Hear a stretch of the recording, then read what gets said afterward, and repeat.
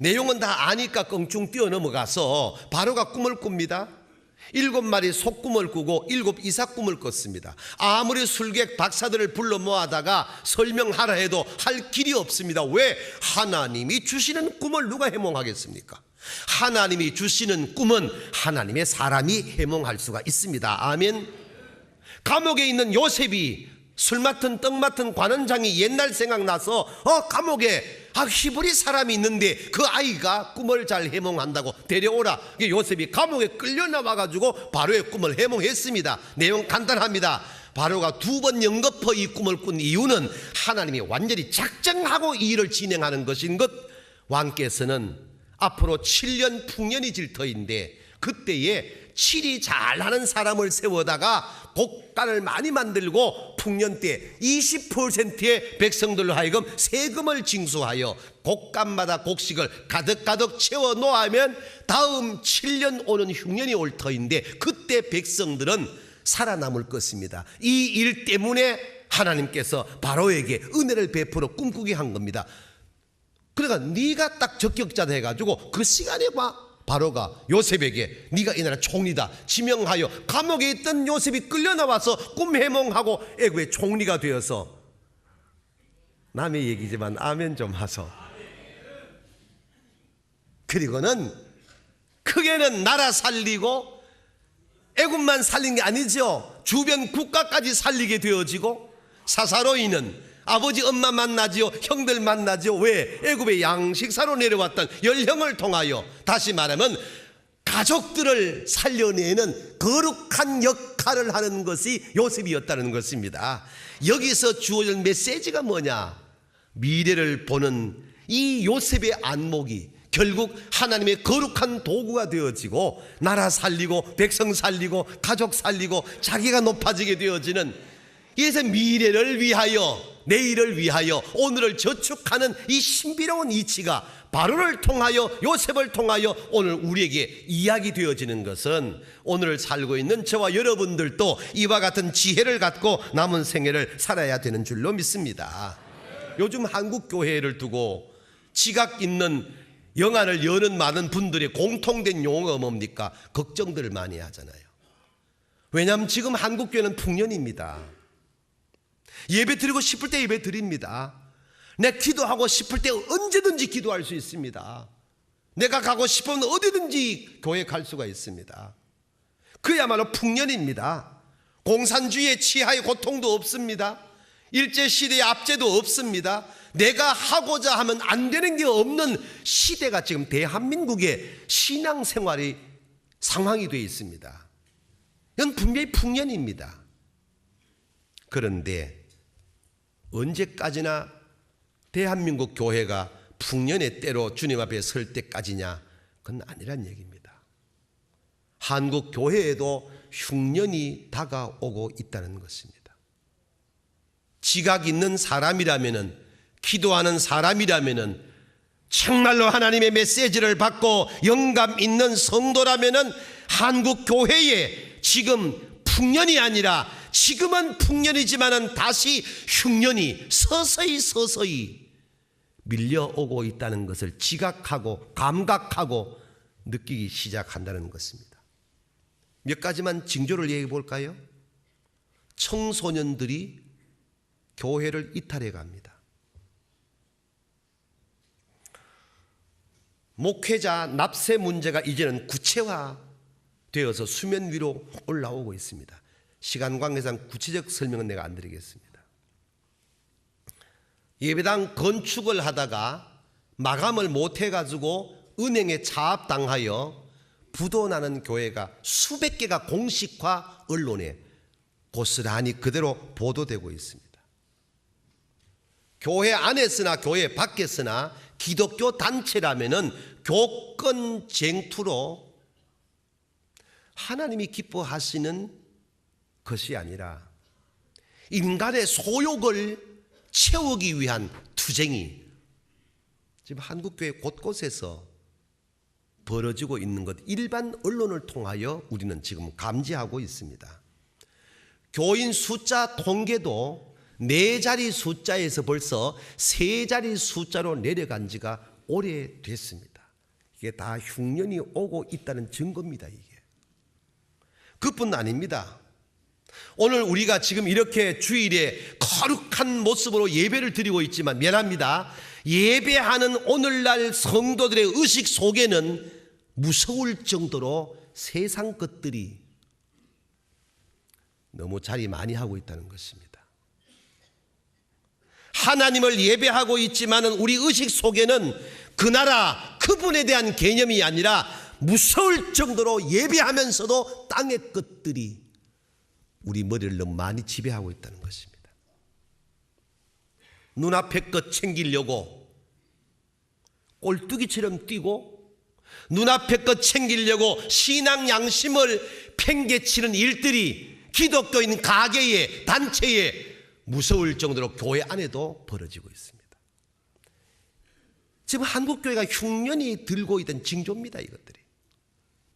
저희들 어릴 때 우리 선배들 교회 재정부는 개수하다가 이론 한 장만 틀려도 그 이론이 어디서 틀렸는지를 찾아내기 위하여 밤을 새워 그렇게 다시 개수를 하고 난 다음에 다 확인되면은 할렐루야 감격하며 감사 기도를 했던 때가 그 옛날 우리 선배들의 재정부 상황이었습니다. 이제는 가혹한 표현이지만은 개수가 안 맞으면 얼렁뚱땅 맞추어 놓고는 파한대소하는 타락한 교회로 지금 바꾸어져 가고 있습니다. 교회 각 기관 부서에서 돈 쓰는 거, 예산 쓰는 거 전혀 두려워하지 않습니다. 막말 쓰면 막 그냥 씁니다. 필요한 대로 써버립니다. 우리 믿음의 선배들은 교회 돈, 헌금한 돈은 이런 한 장을 쓸 때도 두려워했습니다. 그래서 교회는 살아있었습니다. 하나님이 그 마음을 보시고 한국교회를 70년대, 80년대 부흥을 시켰습니다. 교회가 풍년이 지고 나니까 오늘 이 본문이 예고하는 대로 다가오는 흉년을 예비를 하지 아니하고 풍년 때 흥청망청하는 교회가 돼가고 있는 게 이것이 무섭다는 얘기입니다. 그렇다고 저가 여러분이 허물이 없고 약점이 없고 실수가 없고 잘못이 없단 말이 아닙니다. 그러나 하나님의 교회는 천지가 지축을 흔들려도 그 기본만큼은 지켜가야 된다. 아멘. 이것마저 무너지면 교회는 끝나는 겁니다. 싸울 수도 있습니다. 시끄러울 수도 있습니다. 그러나 마지막에는 하나님이 기뻐하시는 쪽으로 포커스를 맞춰야 됩니다. 그것이 살아남는 것입니다. 눈을 감고 묵상하면 한국교회에 흉년이 다가오고 있다는 것입니다. 이것을 감지할 수 있는 눈을 열어야 됩니다. 그럼 우리가 어떻게 될 것이냐? 미래의 한국교회를 위하여 우리 아이들의 신앙생활을 위하여 지금 이 시대에 우리가 아름다운 저축을 해야 될 줄로 믿습니다. 그것이 무엇이냐? 첫 번째 같이 읽어보겠습니다. 시작. 아멘. 자, 거두절미하고 지금 한국교회는 말씀의 풍년입니다. 기독교와 연관된 TV 방송, 라디오 방송, 내가 원하는 시간에 언제 채널을 맞추어도 소위 내노라 하는 한국교회의 위대한 설교자들의 설교가 1년 내내 365일 24시간 나옵니다. 말씀 풍년입니다. 그런데 이 말씀의 풍년은 풍년인데 성도들의 마음에 말씀이 저축이 안 됩니다. 오늘 예배를 마치고 밖에 딱 나가자마자 오늘 목사님 설교 제목이 뭐지? 아는 사람 반이 안 됩니다. 내용 웃기는 이야기만 마음에 남아있지 메시지가 전혀 마음에 남아있지 않습니다. 말씀은 풍년인데 마음에 저축이 안 됩니다.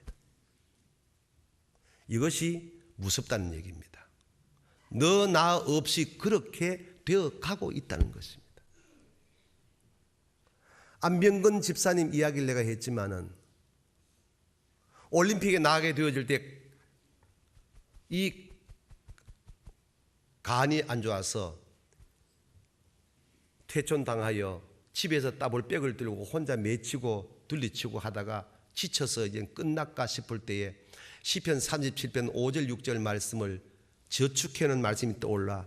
내 길을 여호와께 맡기라. 그리하면 정오의 햇빛 같게 해주겠다. 아멘 하고 일어서 가지고 혼자 따블백 메고 야단 법석을 떨지만 하루 이틀이지 한 달 두 달 가니까 또 지쳐 있을 때 시편 126편 말씀 2절부터 6절까지 떠옵니다. 울며 씨를 뿌리는 자는 기쁨으로 단을 거두리라. 다시 일어나서 따블 메고 칩니다. 그러다 나왔습니다. 그러나 다시 올림픽 선전 들어갔습니다. 유도 선수 선발전 했습니다. 한국 국가대표로 LA 올림픽 대회 나갔습니다. 1차, 2차, 3차, 4차까지 갔습니다. 간바와 결승 올라갔습니다. 시간은 30분밖에 안 남았습니다. 이제는 종땅 치면 끝입니다. 그때의 안병근은 효과 하나로 쥐고 있었습니다. 이런 때에 잡으려고 하니까 이 간바가 쥐새끼처럼 빠져나갑니다. 잡을 길이 없습니다.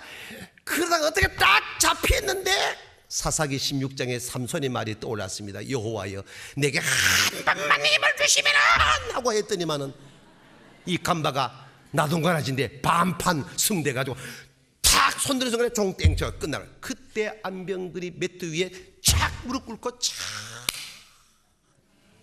이 장면 온 세계로 생중계가 됐잖아요.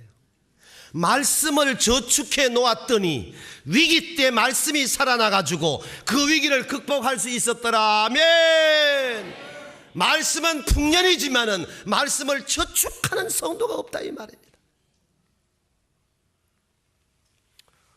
여러분은 말씀을 저축하시기를 주의 이름으로 축복합니다. 두 번째 읽으시기 바랍니다. 시작. 아멘.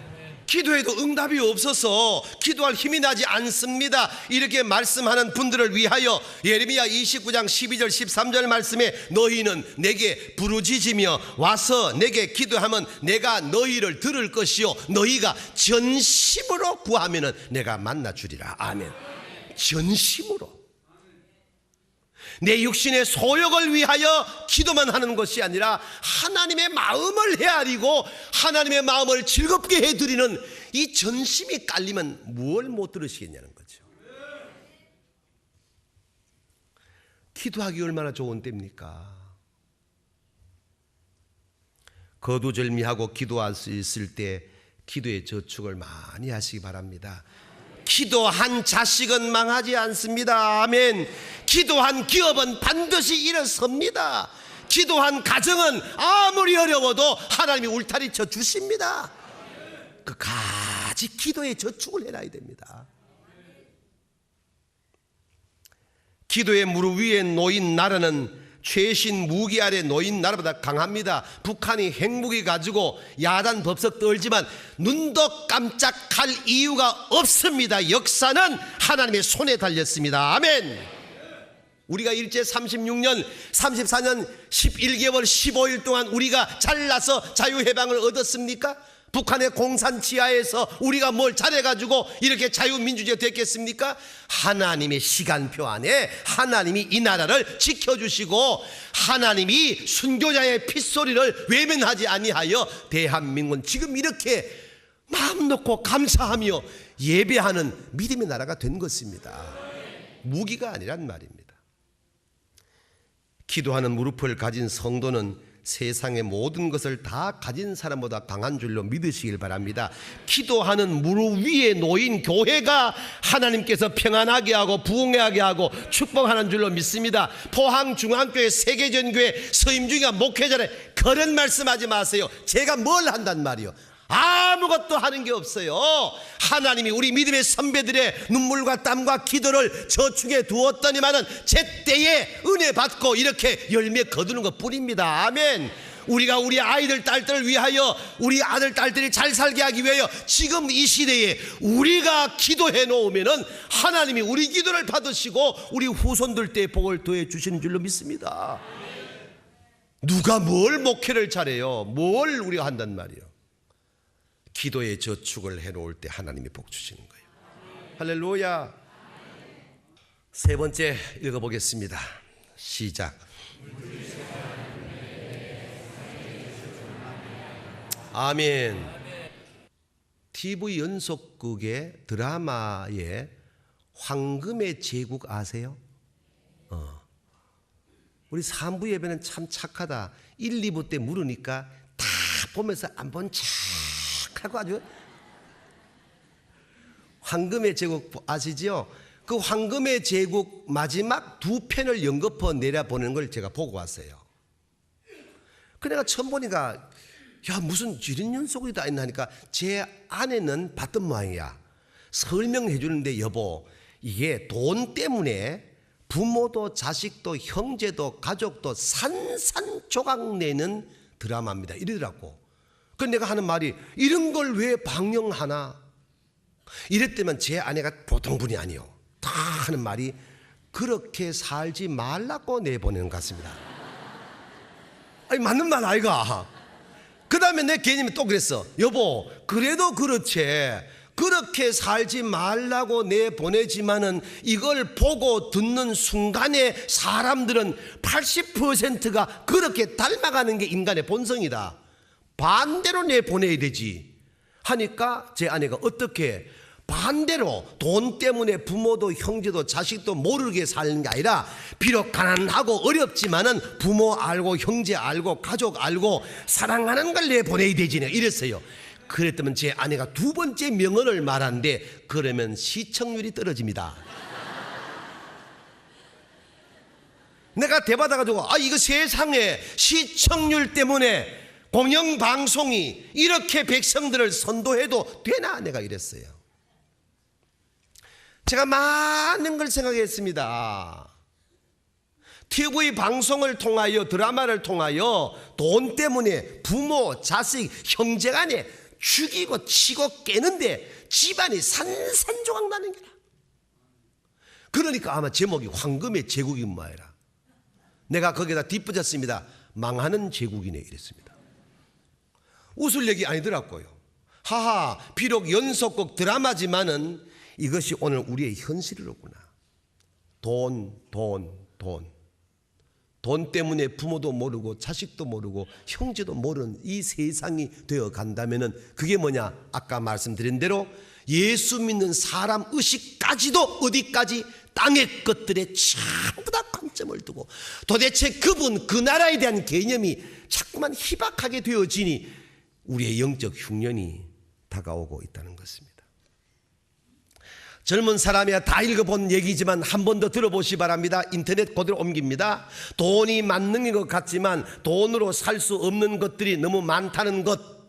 침대는 살 수 있지만 잠은 살 수 없다. 책은 돈으로 살 수 있으나 두뇌는 살 수가 없다. 음식은 돈으로 살 수가 있지만 아름다움은 돈으로 사는 게 아니다. 옷은 돈으로 살 수가 있지만 인격은 돈으로 살 수가 없다. 차는 돈으로 좋은 차 살 수가 있지만 부미는 좋은 돈으로 살 수 없다. 집은 살 수 있으나 가정은 살 수 없다. 약은 돈으로 살 수 있으나 건강은 돈으로 못 산다. 사치품은 살 수 있으나 문화는 살 수 없다. 향락은 살 수 있으나 행복은 살 수 없다. 그뿐인가? 돈으로 살 수 없는 것은 이것뿐 아닙니다. 마음의 평화, 친구의 사랑, 영원한 생명, 천국과 구원은 돈으로 사는 것이 아닙니다. 아멘. 야, 좋은 글이더라고요. 적어도 예수 믿는 사람이라면은 이런 인터넷에서 오르내리는 글을 찌른정 마음에 담아둘 이유가 있는 겁니다. 우리가 돈으로 되는 게 아닙니다. 그래서 성경은 뭐라 합니까? 마태복음 6장 19절 말씀에서 너희를 위하여 보물을 땅에 두지 말라. 거기는 좀과 동록이 해하며 도둑이 구멍을 뚫고 도적질하니라. 풀어 말씀을 드리면 땅에서 저축하는 것들은 다 헛된 것이다 이 말입니다. 여기에 참 어쨌든 원문을 찾아봤던 땅의 개념이 도대체 무엇이냐라고 찾아봤다면 상징적으로 영원한 미래가 없는 순간적인 것, 변화무쌍한 이 세상을 의미하여 땅으로 해석을 해놓았고, 보물은 데사우로스란 단어를 쓰게 됐는데 이 자체는 뭐냐? 원래는 어떤 귀한 것을 감추어 두는 장소를 말했으나 이제는 실제인 그 사건 자체를 두고 하는 말인데, 이런 것들을 갖고 땅에서 소중하게 여기고 땅에 자꾸 쌓아두게 되어지면 나중에 인생 여정의 마무리가 허망하게 되는 것이다. 그러므로 어떻게 살아야 할 것인가? 이렇게 땅에서 쌓아둘 보물이 아니라 하늘에 쌓을 보물은 선한 일, 아멘, 의로운 일, 예수를 믿다가 당하는 고난, 그러면서도 남을 용서해 주는 것, 다른 사람에게 베푸는 친절, 나를 위해서가 아니라 너를 위하여 내 소유를 때로는 내놓을 줄 아는 배려, 그리고 섬기고 베푸는 삶을 살아가는 아름다움, 이걸 하늘에 저축하는 것이라고 설명을 해 놓았습니다. 요때 인사할 일이 또 우리는 있습니다. 꼭 우리 교회에 두고 한 말 같다. 시작. 할렐루야. 예, 우리 교회는 이렇게 살고 있잖아. 물론 땅에 있지만 땅의 것들도 귀하지만 내가 365일 24시간 설교 때마다 늘 하는 말, 땅에 사는 날 동안은 땅의 것도 누릴 줄 알아야 된다. 아멘. 그러나 하나님 앞에는 두지 말라. 땅에 사는 날 동안 땅의 것을 누리되 하나님보다 앞세우지는 말라. 다 땅의 것들은 땅에 있는 동안에 하나님께 영광을 돌리고 영원한 그 나라를 예비하여 좀 더 낫게 살게 하시는 하나의 수단일 뿐이지 그것이 목적이 돼서는 안 된다. 이 은혜가 우리 교회 성도님들의 삶이 되기를 주의 이름으로 축복합니다. 여러분, 돈 자체가 죄가 되는 게 아닙니다. 돈을 사랑함이 일만 악의 뿌리가 되는 것이지 돈 자체가 악의 뿌리가 되는 거 아니에요.